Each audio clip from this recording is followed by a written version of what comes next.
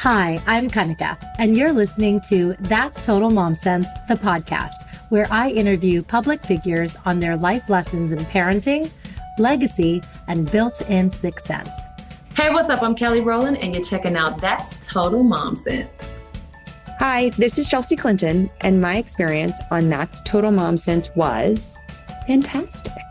It's me, Bobby Brown. Can't wait to share my story. Thank you to my guests, brand partners, community, and you for making this show possible. Episodes release every Thursday wherever you listen to podcasts. You can join my tribe by logging on to thatstotalmomsense.com and by following me on YouTube, TikTok, and Instagram at Kanika Chadda Gupta. Now let's dive in to today's episode. Is your little one starting daycare and you have to label all their items? Do you need to keep track of all the water bottles at home? Do you want to help your toddler know left from right on their shoes? Look no further. Enter Name Bubbles. Founder and president Michelle Branderis launched Name Bubbles as a way to help parents stay organized. After her experience of sending her son off to daycare only to discover half the things she packed for him didn't return home, she resorted to the tape and permanent marker method. To her dismay, the tape either peeled or fell off in the dishwasher. This quick fix solution didn't cut it, and with her son's severe nut allergy, she knew she needed to keep track of his things.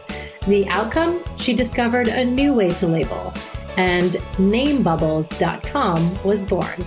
Today, it's been more than 15 years in the business. Name Bubbles is loved by parents worldwide and parent-owned and operated.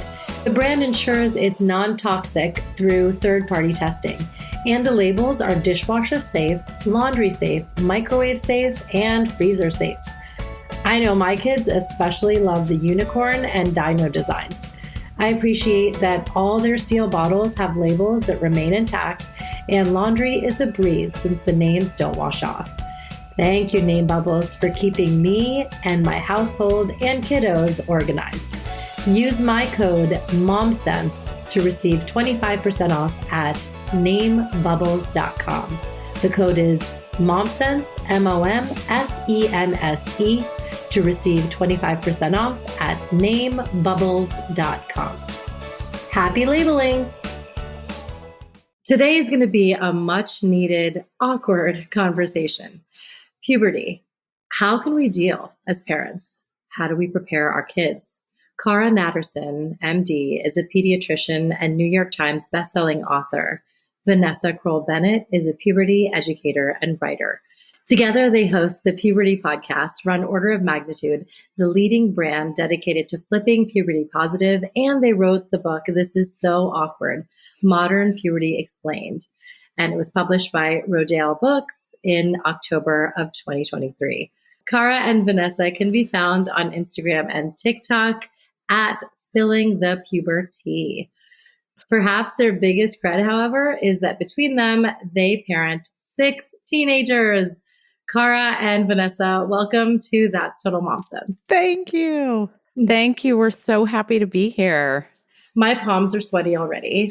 I haven't really broached the subject because my kids are 6, my twins, and then my younger one is 5. And, I feel like I'm still wiping butts and wiping tears.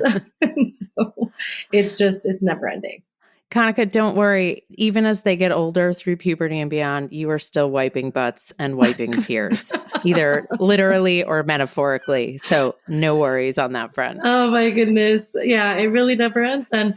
But no, I think it's important that at any phase of parenting, we need to be 10 paces ahead. And it's like, what is around the bend? And this is something that I think is really timely for not only the parents of tweens and teens, but those that have younger kids too, because puberty is starting much younger.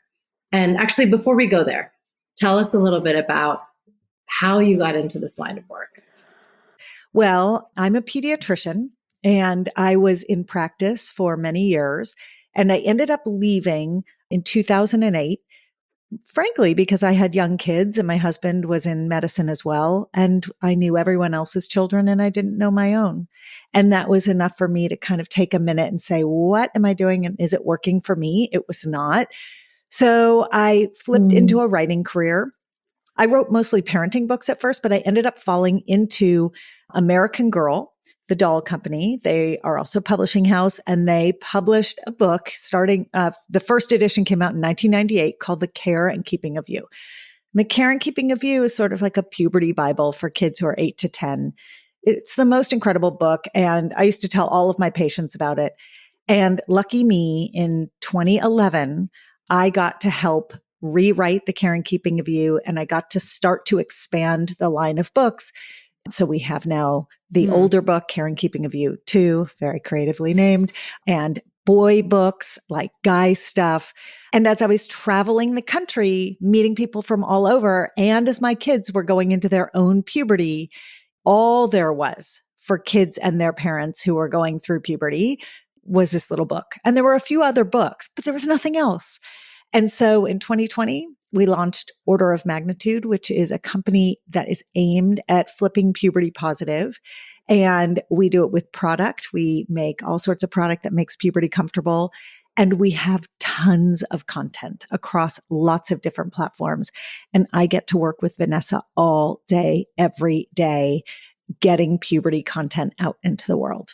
Oh, that's amazing. And I mean, it's such a service that you're providing families. So I come at it from a completely different angle. I am not a doctor, which will become eminently clear to anyone listening. I got into the puberty business because I started a company called Dynamo Girl, which had a mission to use sports to build girls' self-esteem. So we ran sports classes all over the tri-state area and coupled them with social emotional learning to help build girls' self-esteem. And pretty quickly, we noticed that our second and third grade girls in our classes were in puberty. A bunch of them were in puberty. And we thought, that's unexpected. And then we did some research and realized, actually, that's totally normal, quote unquote normal. You'll know how we feel. You'll hear soon how we feel about the word normal. So we started running puberty workshops in New York and LA and got to see how hungry families were for information about puberty. I was introduced to Cara and we started our podcast, the Puberty Podcast, which is all about caring for kids between 8 and 18.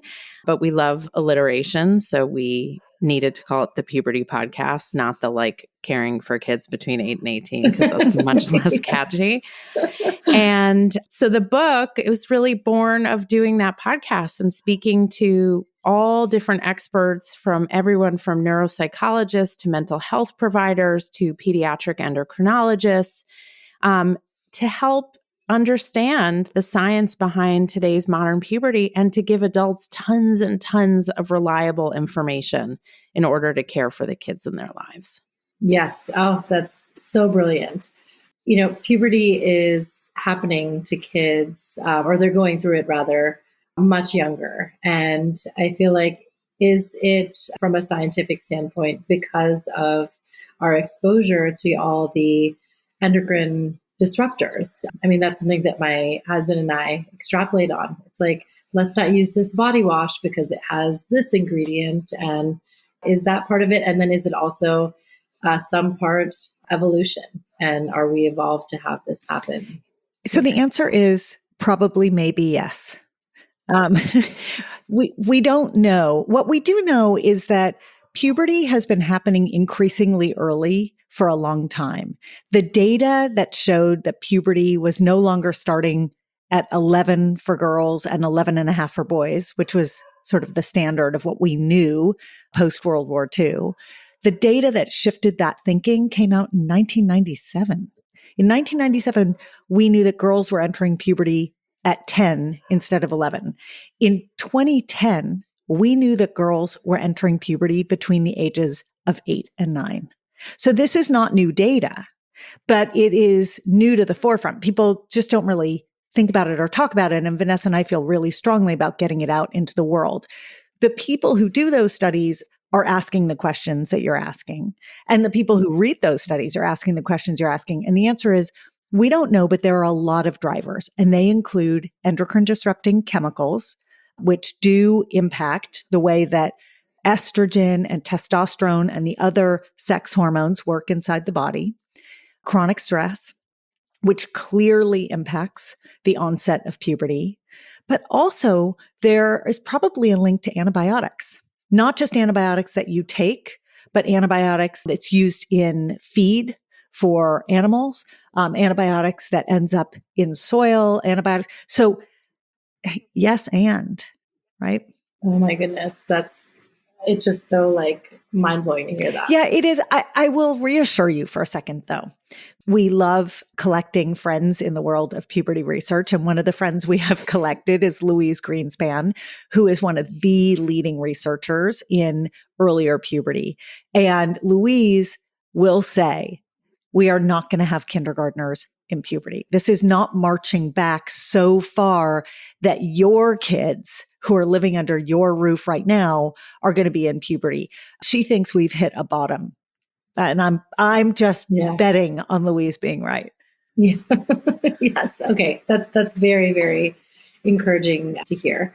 I want to talk about when we were in grade school, coming from an immigrant home, we still don't talk about this. I have 3 children. My parents are not going to ever talk to me about sex, and they just magically divine intervention.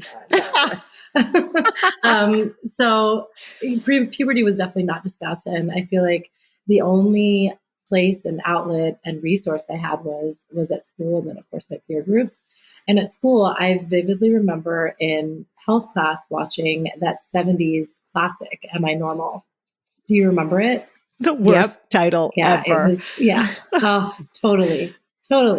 So, how has that changed, and like what kind of programming are you putting out there to teach kids about it? Because that was awkward, and here you're calling it out. But yeah, it's just, how are they teaching? How are you teaching now?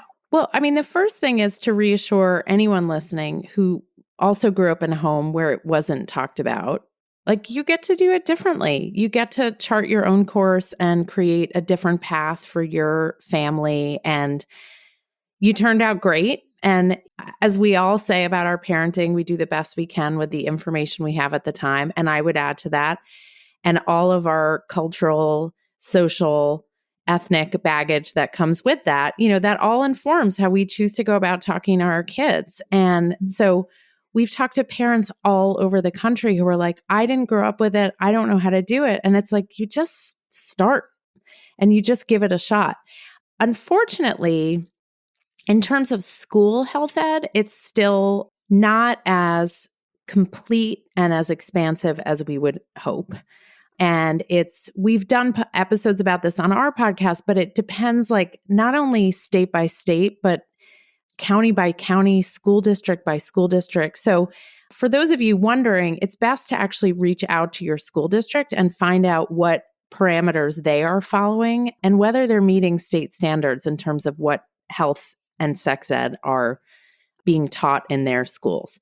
Librarians love our work. They love Cara's books because often kids rely on books in libraries to get information they're not getting at home or they're not getting in the classroom. So another great thing to do is to find out what books are available in your local library, in the school library, so that if it's hard for you to have conversations with kids in your life, but you want them to get the information, go to the library together and check out a book together. We are actually writing a school curriculum with health, puberty, and sex ed because we believe so strongly in how important it is for kids to get health education. It keeps them safer. So we're writing one because we think it's so critical. Kanika, we give a lot of information in our newsletter, on our podcast, so that parents who are doing this at home, if their kids are in schools that aren't getting this information, can feel empowered to at least impart the information to their own kids in their own homes. I just Right. want to add to that one of the reasons that we're taking on this task is that we've taught this class many, many times over the years, and there's really nothing out there that's relatable and reliable. There's reliable, but when it's relatable and funny and fun and silly and lets kids laugh and lets a teacher laugh and acknowledges that a teacher might not have been trained to teach this and helps them and holds their hand through it, I haven't found that. And we've been in this sort of soup of puberty for so long that if it existed, we would have found it. So we're creating it. Yeah, amazing. And the fact that you have literature that middle schoolers can read. Oh, yeah. Kids want to learn. They want information. They want to understand the why and the how. Yeah, okay, they're sometimes grossed out by it, but gross becomes very interesting, increasingly interesting as you go through grammar school and get into middle school. They're hungry for information. So when Vanessa talks about keeping kids safe, when we empower kids with knowledge and information, it literally keeps them safe. When kids know their anatomical body parts and they can call their body parts by name, the data shows that those kids are far less likely to be the victims of child predators just by knowing their body parts. So again, to an audience of adults who are raising younger kids, start there. Start by naming parts of the body because it is an incredibly powerful thing. What it says to a predator is, this is a kid who talks to an adult in their life. I'm going to leave this kid alone. Right. Wow. At what age do you break this down for them? And you're saying this is a penis, this is a vagina, like what age? I mean, we believe, on the changing table with babies, you use the correct anatomical terminology. With toddlers in the bath, did you wash this? Did you wash that? And as kids get older, into kindergarten and pre-K, where they're navigating being in shared space with other kids, where they're navigating going to the bathroom on their own for the first time, where they're navigating pulling underwear up and down and wiping and all of those things, using the correct anatomical terminology. And on top of that, so the anatomy, as soon as you are talking to an infant or a baby, you use that terminology because it not only tells someone who could potentially be a predator, oh, this is a kid who is adults who's talking to them about their bodies and all of that. It also keeps them safe because if they have a pain somewhere or they're uncomfortable somewhere, they can say, oh, you know what? Something feels funny on my vulva. Or, you know what? My penis, it doesn't feel good when I pee in my penis. Then when you go to the doctor knows exactly what's going on with that kid because they're using correct terminology. We know a pediatrician who was telling us they had a kid who kept referring to their pocketbook and someone was touching their pocketbook. And it turned out someone who should not have been touching their pocketbook. And it turned out the pocketbook was the family's euphemism for vulva and vagina. And it took them a long time to realize what was happening. Oh my goodness. Because it was the physician who was hearing this and they don't know what the pocketbook is. So those are really important conversations. We know if you did not grow up using words like vulva and vagina and penis, it's hard. It is hard to start. And we totally get it. And if until today you've been using pocketbook, whatever. Oh, we have a list. Yeah. Cara has a list. I mean, I have my language for that. And so yes, we have our own. Yeah. You have your own. And sometimes a 5-year-old boy is not going to call his testicles his testicles. He's going to call them his balls. Fine. But as long as he knows the right word ultimately, so that if he's in a situation where he needs to communicate to someone who's taking care of him, he needs to know that word. So it's never too late. The other great conversation that can start as young as a toddler are conversations about consent. Yes. So consent, people immediately go to sex when they think about consent, right? Yes or no to sex. But consent is like a whole universe of teaching kids about permission to be touched or to touch someone else. But even our friend Shafia Zaloom, who's a wonderful sex educator, uses a French fry example. Hey, can I can I take a French fry off your plate? They look really good, as opposed to just grabbing a French fry off of somebody's plate, right? Or can I play with your hair? It looks so pretty today. I want to play with your hair. Is that okay? Teaching kids to ask permission about things that have nothing to do with sexual activity and everything to do with just mutual respect is another great conversation that can start as young as toddlers. Speaking of consent and having these conversations, they really are so critical because of, what we see happen around the country. And I want to touch on two events that have happened. One is the monster Larry Nassar, and the fact that he had victims that were as young as 9, 10 years old years ago that did not feel comfortable or confident to go to their parents and tell them that this was happening. It makes your blood boil thinking about it. So how can we talk to our kids about that? Because I think at an elementary level, we know good touch, bad touch, but it's the right question to be asking. It's not a gendered question. I will start there. This is a conversation to have with all kids, regardless. I think one thing that Vanessa and I talk about a lot is how girls have been given the microphone on a lot of these topics, and that's a great thing. But everyone should be given the microphone on these topics because it's about safety of all kids. Our best advice is to approach every single conversation with your kids without judgment or shame. This is hard. You will judge something. You will judge it because you have your own personal history or because you watched a kid wrong your kid or whatever it is. And but there's no judgment and there's no shame. And then you become a safe outlet. There is a way to practice bringing up topics like this and testing your own waters.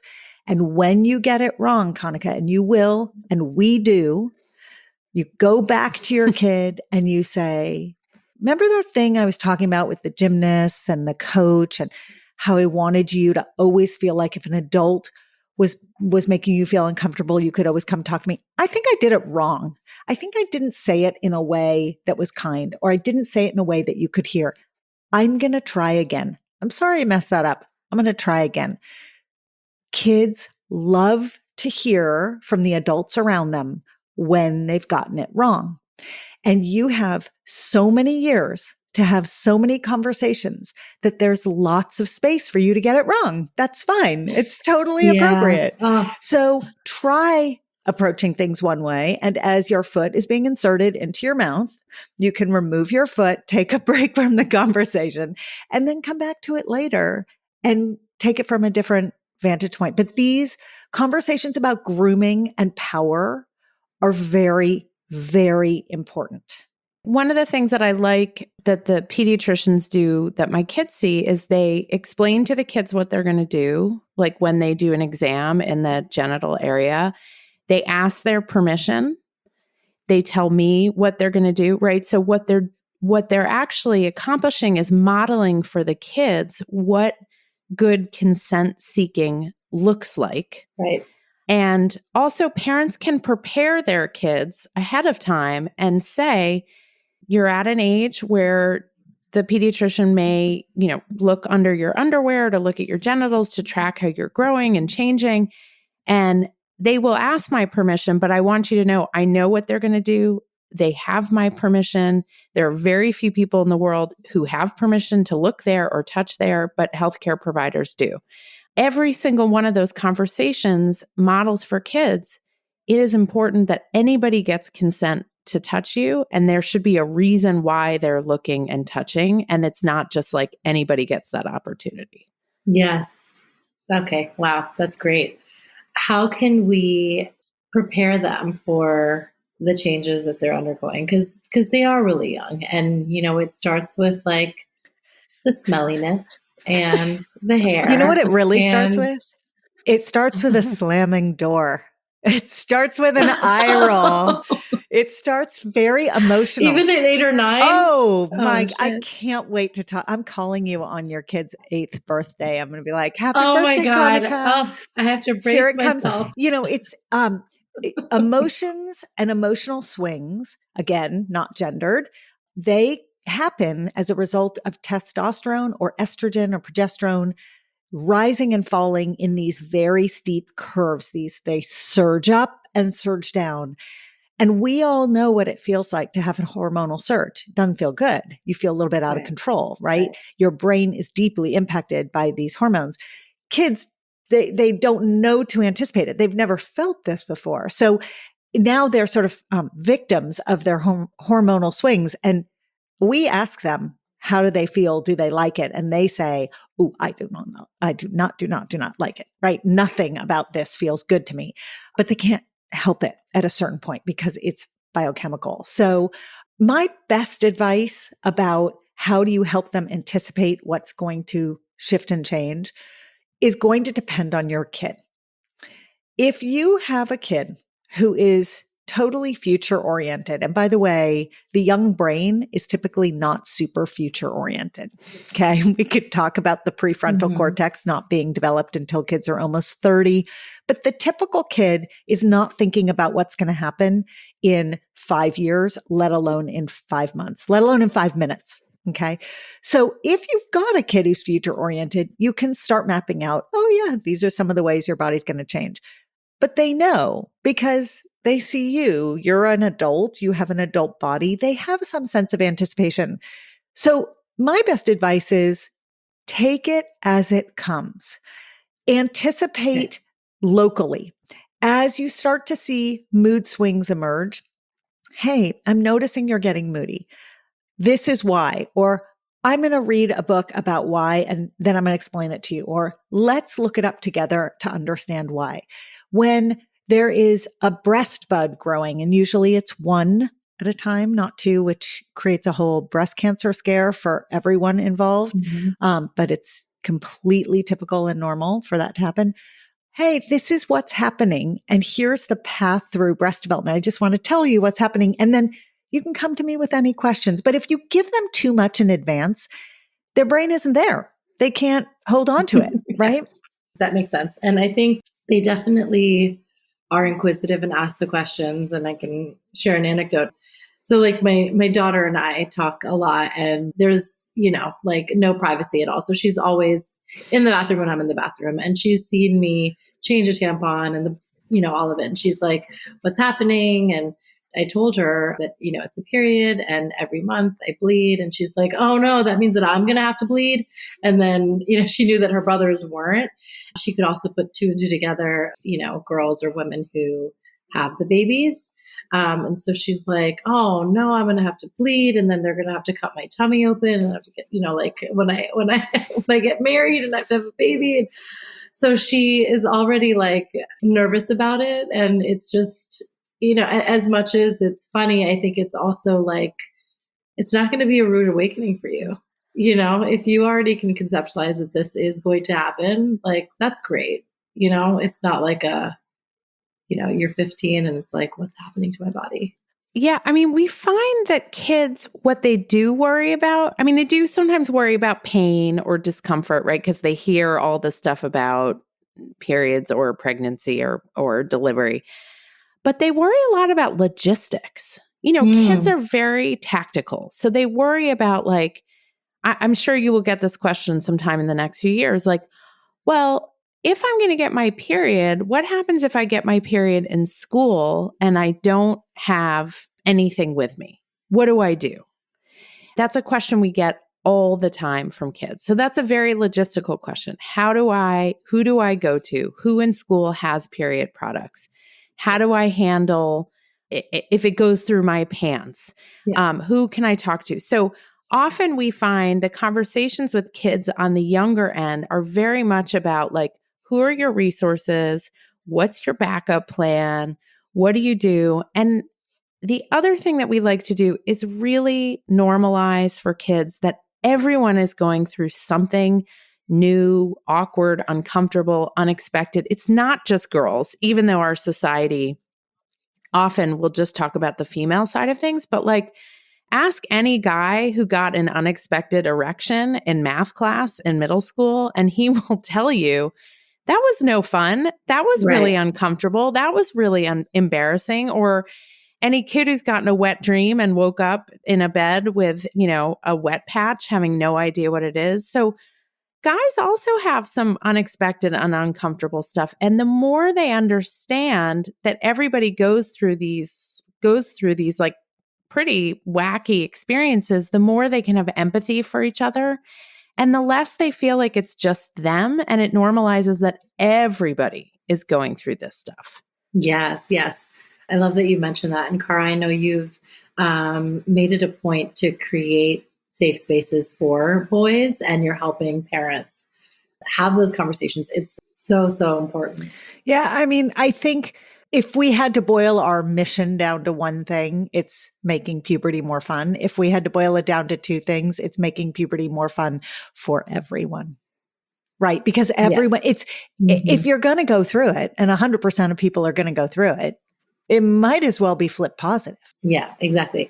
Can you do some role play with us on Vanessa's favorite thing? Oh, Vanessa. It's my favorite. And I'm going to let you ask the questions because you have a podcast, you have guests on all the time, and they've all asked you their questions. I want both of you to do it, where these are the frequently asked questions from kids, and this is how a parent could handle it. So let's say I'm 11 and I have a couple friends who I know have their periods, right? Not everybody in school and not no one in school, but a couple friends have their periods, and I've noticed. So I come home from school and I say, Cara's my mom, and I say, I am so stressed out because what if I get my period in school and I'm like gushing blood everywhere, and I'm like sitting in class and it's like blood is flowing all over the floor and I don't know what to do, and I'm like so stressed and I don't know who to talk to, and I don't have any period products with me. What do I do? Vanessa, I'm so glad you asked me that question. So before I even answer it, I just want to say I'm so glad. Can you give me a little context? Why are you asking? Did something happen? Because these kids in class told me that when you get your period, it's like buckets and buckets of blood everywhere. And like, I am just so stressed about that's it. so helpful to know. Do you want to know something a little bit different from what you were told in class? Yes. When you get your period, and we can talk a lot about getting your period. We can look online together and we can read books together and we can talk a lot about it. But when you get your period, you do bleed. But did you know that you only bleed 3 tablespoons worth of blood over an entire week? So there's no buckets of blood. Now, you can bleed and it can come through your underpants and onto your pants, and that can feel really embarrassing. But there are no buckets of blood. I can promise you that there will not be blood dripping off your chair in school when you or anyone else gets your period. Does that make you feel better? Yes, but what do I do if I get my period? Like, who do I talk to? So that's where you start to move into a tactical or a logistical conversation, right? That's where you start talking about who you can go to in school, where the resources are, where are the pads kept. You talk about packing a bag to keep in your backpack or your locker that has some supplies and a clean pair of underwear and a clean pair of shorts. So you can then address what the real worry is, which is kind of the tactical stuff. Okay. And now what about for boys? What's like a burning question they have? How old are you? I am 11 and I am a younger sibling. I have young teenage siblings. Oh my God, Mom, you'll never guess what happened in school today. What happened? Okay. Joey got a NARB. I want to hear about a NARB, but first you have to tell me what a NARB is, because I'm not sure. It's a no reason boner. He was standing up at the front of class and it was so embarrassing for him and it was crazy. And I knew it was going to happen because I had heard about it, right? I mean, we've talked about it, like it happened. So I knew it was going to happen. And it was crazy and everyone was talking about it. How did he seem when it happened? Oh, well, I mean, he was totally obviously embarrassed and he put his hands in his pocket and he was super embarrassed, but it was amazing because we went to recess and everyone was talking about it at recess. And it was like, oh my God. I mean, it was incredible, Mom. So, did you know that not only one kid will get a NARB, to use your language, that it's actually really common for kids in puberty to get erections like spontaneously? And that might also happen to you, not just to your friends. So I'm wondering if maybe you could put yourself in his shoes and think about, maybe how you might have reacted differently to his NARB. Have you thought about that? No, I mean, it was super funny. So I was like laughing like everyone else was laughing, but I hadn't thought about it that way. But it's not going to happen to me. There's no way it's going to happen to me. So I can't promise you it will happen to you, but I would say there's a really, really high chance it'll happen to you. And I'm just wondering how you would feel if you were up at the board doing a math problem and you got a NARB and everybody was laughing at you. I would guess it wouldn't feel so great. And I would suggest maybe even talking to your older siblings and see if it ever happened to them or one of their friends, because they might have some information about having a little bit of empathy for some folks and what they're going through, even if you don't have to deal with it right this second. Perfect. Yeah. Kanika, do you have a scenario request for a role play? Ooh, yeah. I mean, the age old, where do babies come from? Kanika, can I just tell you my story about that? I'm just going to leapfrog the role play and tell you what really happened in my house, because I think your listenership will appreciate it since it happened squarely in this age zone. I have two kids who are now 18 and 20. And when my daughter was in the 4th grade, she asked me how she came out. She knew about pregnancy and she asked, how do you get out? And Vanessa and I talk a lot about this on our podcast, and we talk about being clear and not fear-mongering. So I explained that when I gave birth to her, she came out through my vagina. As you can imagine, this freaked her out. Her brother was listening. He was in 2nd grade and he was listening, and he actually interrupted. He wanted to make sure he wasn't pooped out. Actually, I think he was a little excited at the notion that he might have been pooped out or farted out because he was a 2nd grade boy. Yeah. And no, I said, no, you weren't.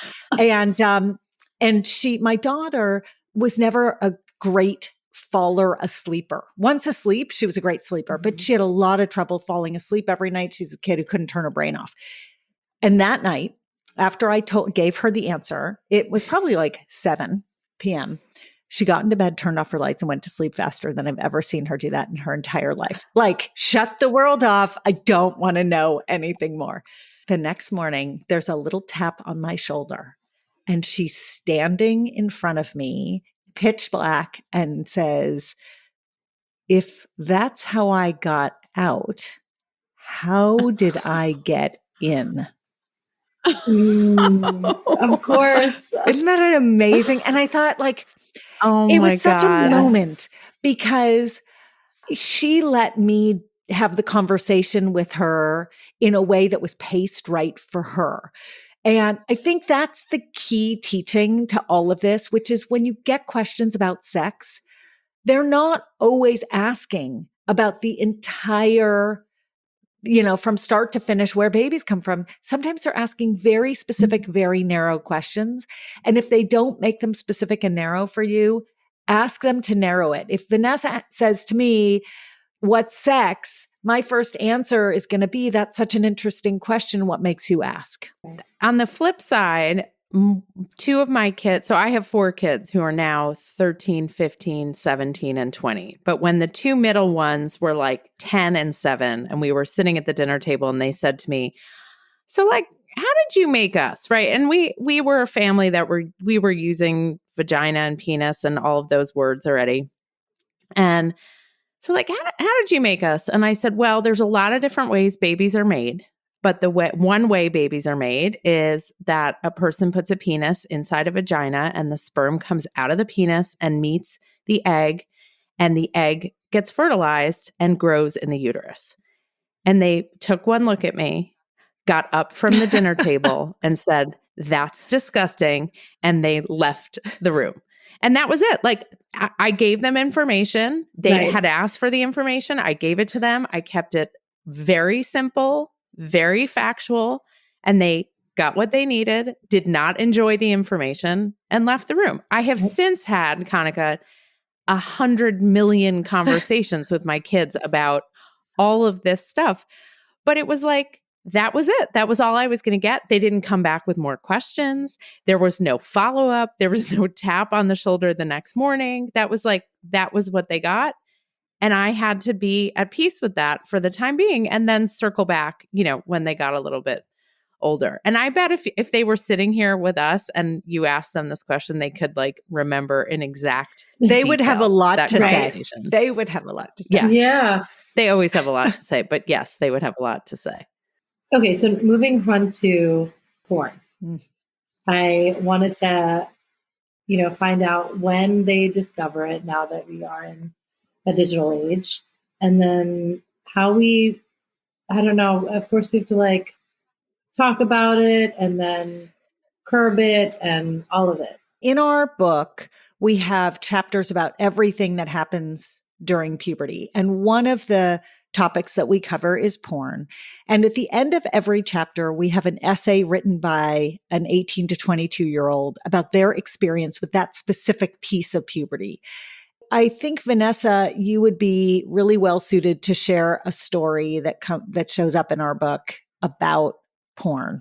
This particular essay was actually written by one of my children. Wow. So if you're wondering, he will not mind my sharing. It's actually a funny story and it's not deeply personal to him. But essentially, he tells the story of at my parents' house where he spent lots of time with his cousins. Many of us spend summer weekends with extended family or friends in less supervised settings, and the remote control for the television at my parents' house was an iPhone.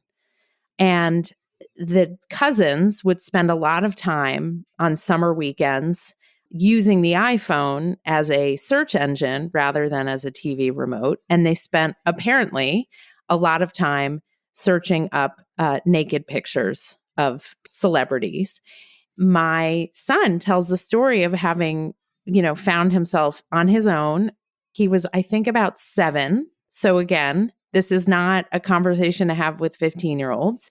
It is a conversation to have with 15-year-olds, but it's not a conversation to wait until kids are 15.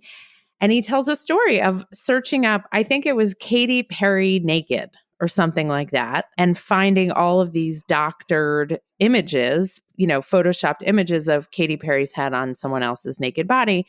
And thinking it was absolutely hilarious, also knowing he was doing something he wasn't supposed to. My husband came to find him, and he quickly, clicked out of the whatever it was, iPhone 4 or whatever it was in those days. And my husband then picked up the remote and discovered that he had been searching up naked pictures. This is a complicated thing, right? Because a parent's instinct is to flip out and be really angry and upset with a kid because it's so shocking. This is your little baby, and what are they doing looking at naked pictures? But, the fact is they are curious and they have a right to be curious. People have been curious since the beginning of humankind. But because of the digital age, access to all sorts of content and information is not as gated as it should be. Or as it has been. It's not like a little ripped corner of a Playboy magazine. The internet is a gateway to all sorts of video and still imagery of naked people and sexual activity. So what my husband did not do was flip out or scream at my kid or ground him or tell him he was a horrible person or a disgusting person. But he did get curious and, ask some questions about, you look like you're pretty interested in this topic. Tell me what you're interested in. Is this the first time you've seen it? What other kinds of stuff have you seen? He might have said stuff like, this isn't really Katy Perry. These are people using technology to create images of people without their permission. And that's important to know. If it was a video of people actually having sex, right, which is now what most people think of as porn in the modern age, you want to let kids know that this is not real life. These are not relationships. These are people performing. Many of these people are being paid to do this. To the porn conversation. But the most important thing is that if a kid has stumbled upon it or someone has shown it to them, they're not a bad person. They're not a bad kid. They're just being curious and they're using the technology at their disposal. So make sure they know they see anything or hear anything or are shown anything, they can always come to you with any question. And our recommendation, Kanika, is that these conversations start like around 10, when a lot of kids, if they don't have phones yet, they have iPads or are on computers playing games. Their friends might have phones. They might be riding the bus on their own and being shown or exposed stuff. And we do know that the average age for porn exposure for kids in this country, kids, not boys, kids of all genders, is about 12 years old. So if you haven't yet had the conversation at 12, it is 100% time to have the conversation about porn. Oh my God, I'm convinced. Call us when you're ready and we will we'll walk you through it. I'm just Don't worry. going to be like, guys, we're going to have a chat with some friends of mine. It's like school, like an extension of school. So this show is called That's Total Mom Sense. And I love asking my guests their mom sense moment. It's a time where you just trusted your intuition and it didn't steer you wrong. I live in Los Angeles. Los Angeles is like so many other cities where a corner of the educational universe that becomes incredibly competitive very, very young. And I am a believer in helping kids love to learn, and kids learn in lots of different ways, and kids have success in learning in lots of different ways. As a parent, my intuition was very clearly steered me away from burning my kids out young, because all I cared about was that they would continue to love to learn and to feel like they could contribute to the world. And what it meant was I made some decisions that looked a little bit, that were a little controversial at times. But in the long run, my kids now at the end of their high school careers and in their college time, they're joyful learners. And it's a sort of a 30,000 foot example and not a specific example, but my gut was to make sure they knew that learning was a marathon and not a sprint. And I think that was the right call. Mine is, I would say, like a little microcosm of actually what we talk about in the book and every day, all day, which is what to do when a kid comes home and something doesn't seem right. And I'm thinking of a particular example when one of my kids, who's like my quiet kid, I have 3 loud kids and 1 quiet kid, and he came home and was just like, something was off. And my first instinct was to be like, oh my God, are you okay? What's going on? Tell me what happened. Was somebody mean to you? Did you fail a test? Like, I need to know everything right now. And instead of doing that, which was what I really wanted to do, I just said, hey, dude, you don't seem yourself right now. And I'm not going to pry, but I just want you to know that I'm here if you want to talk about whatever's going on for you. Like, I'm available. And a few hours later, he circled back and came into the kitchen and was ready to talk. Listen, it doesn't always happen at all. It doesn't always happen the same night. Sometimes it's a week later or a month later. But by recognizing my first instinct was not the total right approach and giving myself a minute to let my second instinct kick in, I ended up having a quote unquote successful moment with my kid because he had the space to process and to come back to me. Well, that's wonderful. I love that. And I think our relationships with our kids are ever evolving.